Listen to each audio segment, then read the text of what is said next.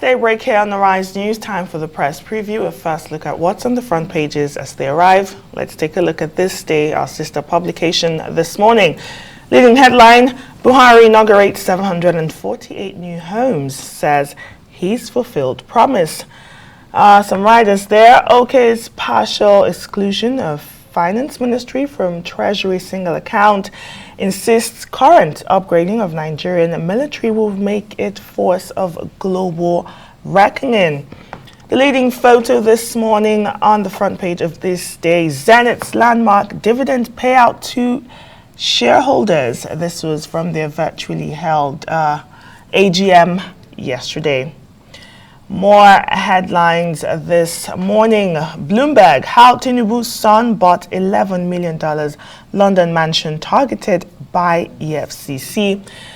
And CBN, 7,552 BVN on watch list for fraud-related transactions. It's a busy front page on the Punch this morning. Let's take a few of those stories, starting with the lead story. Tinubu's victory, legal battle begins Monday as tribunal hears petitions. APC expresses readiness, says it is aware of hearing date. PDP, Atiku will emerge victorious, legal team tells Nigerians. And the photograph on the front page of the Punch this morning is that of evacuated Nigerians stranded at Egypt's border as the Speaker of the House of Representatives, Beja Biamila, orders probe. Some other stories on the front page this morning. Controversial Adamawa wreck detained, insists Binani won poll. Deadly noodles, NAFDAC takes probe to factories and markets. External debt, federal government deducts 78 billion naira from state allocations. These and many more you can find in a copy of The Punch today. All right, let's look at The Guardian. Senate presidency negotiations, intense lobbying among contenders as the National Working Committee of the APC meets today. You have the pictures of the contenders there. CBN places 7,552 account holders on BVN watch list. Found to demolish more illegal houses around airports nationwide. And Fintiri Hill's arrest of fleeing Adamawa REC 2 weeks later. Sudan crisis. Lawmakers summon Onyema, the foreign minister, and Dabri Erewa, NEMA officials as well. And crisis rocks Abia Assembly as members impeach their speaker. All right. Daily Sun this morning. Adamawa suspended INEC rec in PoliceNet. Questioned, detained over illegal announcement of APC candidate as winner of election. It's also reporting that he went there on his own volition. More headlines. We must not give up on New Nigeria. That's coming from Osi-Bajo. Beside nameplate of Daily Sun this morning, Imo Monarch commends subjects for support. Let's look at some of the international papers now. The Guardian UK. New anti-protest laws have been rushed in ahead of the coronation. The paper says that from Tuesday, that's yesterday, protesters who block roads, airports or railways could be imprisoned for 12 months, while anyone locking themselves to objects or buildings faces 6 months in jail and an unlimited fine. All right, let's look at the Daily Express. It says police carry out controlled explosion only days before the coronation of King Charles III. Lockdown at Palace after man arrested, and you look just below the Daily Express there. Bedrock of my life, Michael Paling mourns loss of wife. The I newspaper this morning. Gary refuses to help inquiry over stammered job, sparking Tory anger. Well, let's bring in Emmanuel Bello for the press reviews this morning. Thank you, Emmanuel, for joining us midweek edition. We don't say it's thank God it's Wednesday, indeed, do we? I know you're fascinated with Friday. Well, some people say that, you know, but it's always thank God it's Friday. Okay, yes. Great, Emmanuel. So let's begin with this day. The paper is leading with a very busy day of President Muhammadu Buhari yesterday and what he is saying to Nigerians. Less than 27 days to the expiration of his time in office. He inaugurated housing estate yesterday in Zuba. He commissioned projects for the defense headquarters yesterday. And of course, he also was part of the MOFI Governing Council board yesterday meeting, the first Governing Council meeting of the board yesterday. I mean, what do you have to say to what President Muhammadu Buhari said, particularly when handing out the keys to the new homeowners? He says, I have delivered. He said the new housing is addressing multidimensional poverty. It's taking people out of poverty. Was this what the president promised? Well, yeah, this one. You see, the president comes across as being a bit, out of touch and delusional each time he say these kind of things. When he says he's fulfilled his promises and he feels fulfilled. The governors elsewhere, governors of other parties around the country are apologizing. They are being modest about it. They are saying, "Look, I thought I was going to do this much, but this is what I was able to do," and they are apologizing openly. And it's actually brought them some kind of sympathy or even some kind of respite because from public anger. It's difficult when you're leaving office not to be seen as someone. But this president actually feels so strongly that he's fulfilled his promises, and he's saying he's feeling fulfilled. It's one thing for him to feel fulfilled as a person. It's another thing for the rest of us as a country, as a people, to feel fulfilled. Without those Tinubu years, Buhari years cannot be said to be fulfilling by all stretch of imagination. Okay, fine. He's done some of this, housing commissioning yesterday, but that is a far cry from the housing challenges of this country. People are still not, a lot of people are still homeless, displaced even from their homes. And so just a few blocks of houses somewhere in Zuba, in Abuja, couldn't have actually addressed the size and the dimension of the kind of problems that housing presents itself. But the president has been on this role since in the countdown to his relocation to Kaduna or Daura. He's been saying things like he's feeling fulfilled, and he's been ruling out statistics that shows that he's done well. The other day it was about his recruitment of men and women into the armed forces, saying that he's done more than any other person. Now it's about housing. But you and I know very well that the story of housing in this country is still far from, addressing the main issue. So yes, this it's a bit delusional, it looks, and a bit out of touch, a bit detached from reality. It doesn't look as if this is the true state. But the president, in this last day of his last days, is doing everything to ramp up on his legacy, and he's doing that by commissioning, by doing some of these things. Maybe in a way, trying to see if he can just, in a way, change the narratives a little bit and get some kind of success story out of what looks like a very bleak career as a president. So, but a lot of people waiting to judge and to adjudge this administration. But normally this is the countdown, and these are the last days for him. And a lot of people are watching to see what he's doing. I'm sure this gives him some kind of hope that, look, even in the twilight of his administration, he's beginning to get some things right. All right, let's look at The Guardian.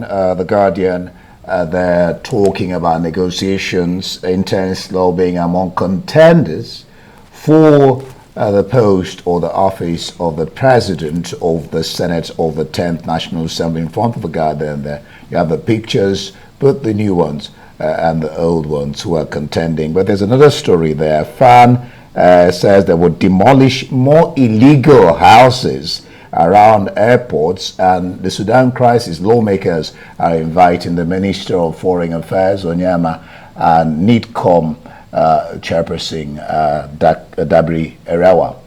Take your pick among those stories and do justice to them. Well, there's a story you didn't mention in the Guardian there. That's the story of Tinubu's son. It's also repeated in this day. This story too is it's one that is jarring nerves around the country since yesterday when the story made its debut in the socials. A lot of people have been talking about it. That we're beginning to see a situation where the corruption profile of the president elect is reflected too in what looks like the corruption profile of his son. And that's a serious, serious problem. And I think that's why this day had it on the cover. Guardian too is having it on the cover. It's a serious, serious story. Some people say he didn't do anything wrong. He acquired property that already it's been under some kind of investigation, part of the designing loot or her accomplices. So, but I think what is gerring nerves around this story is that at the time that Nigerians are worried about this president-elect, and his profile, whether he's going to fight corruption or whether he's the poster kid for corruption, his own son, who has been fingered in what is very, the very, kind of sleazy detail of how he acquired property for $11 million.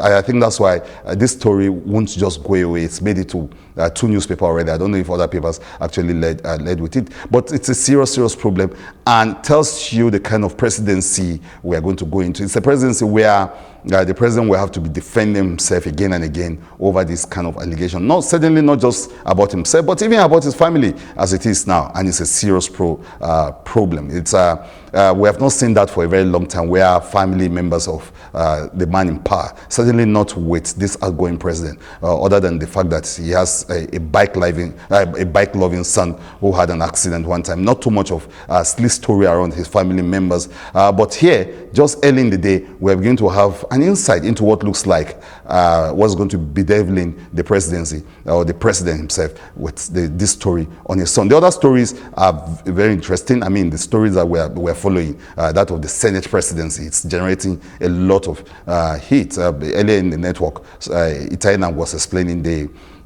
all those kind of procedures that go into this selection process and the rest.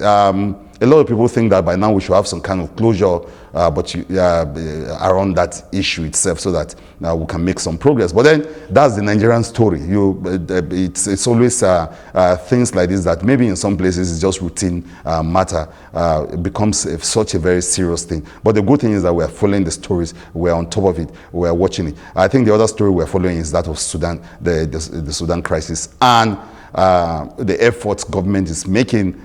Some people saying that it's not done enough already, and I think that's why the National Assembly is inviting Abike Dabiri to explain, and think from that explanation we're going to get more of what's happening. This is a very interesting story, capturing what's happening in real life on real time too. Yes, Emmanuel, some more politics for you on the front page of The Punch. You have Tinubu's victory legal battle begins on Monday as tribunal hears petitions. We know that following the general elections, there are over 100 petitions at the desk of the tribunal. We will be watching that. I'd like you to tell us your expectations. Also on the front page of the Daily Sun, Adamawa suspended INEC rec, now in police net. He's been grilled on sort of the motivations behind his actions in Adamawa. It's also reporting that he actually went there of his own volition, Emmanuel. Yeah, and it doesn't seem to be in Nkechi as if he's not showing any remorse. He's saying that, I mean, the Adamawa election became it became the very last episode of what a lot of people believe has been a very troubling election cycle for this country. And the man at the center of it, apart from the contender herself, Bidani, is this particular wreck. And he's not showing any remorse. He's very symbolic of the rot and the crisis that that INEC was faced with. Unfortunately, he was also the reason why INEC got some kind of brownie points from the public, who said, look, INEC acted very swiftly by ensuring the right thing is done. But the man himself at the center of it, Hudu, is not showing any remorse. He's saying that it was not an arrest, that he presented himself. There were stories that he had disappeared before, then he showed up, and then he's not showing any remorse. In fact, actually even insisting that Binani actually won those elections. It's a crisis thing, and it's symbolic of what has happened generally in the election. And that's why I think the tribunals, the story on the tribunal is very interesting, because in Nkechi, yes, a lot of people will be watching it, and Punch actually, put it in perspective and say the legal battle starts on Monday. There's a date now we're going to watch assiduously to see. The president himself, the president-elect himself, seemed to be up and doing, thinking about his inauguration, probably not to worry about what's going to happen at the tribunal. Is it that because he knows the outcome already? Like some people try to say they know the outcomes of what. In other places, you want to wait to see the outcome of what is going to happen in the courts. But already the budget for the inaugurations are out, and everybody is thinking of inauguration, not thinking of the tribunal. But yes, Nigerians are expecting to see some kind of miracles from these tribunals. That's why a lot of people say eyes on the judiciary now. Sure, the judiciary has officially by Monday is going to be on a trial itself. A lot of people watching to see what the tribunals will do. But like Indy would like to say, it's going to be about evidences presented. It's going to be about arguments made by sides. It's going to be about the kind of legalese and the kind of course, the team you have assembled. All sides have assembled sort of, serious legal heads around it. So it's going to be interesting. Our job will be to keep on the process, to watch it, to monitor it, and to report what's happening there, and to ensure that there's transparency is the rule of the game in these tribunals. Indeed, after all, he who alleges must prove. Thank you so much, Emmanuel Bello, for your analysis. As always, we do appreciate it. And that's the press review. Let's hear your views on all the burning issues. You can follow us on Twitter at Arise TV.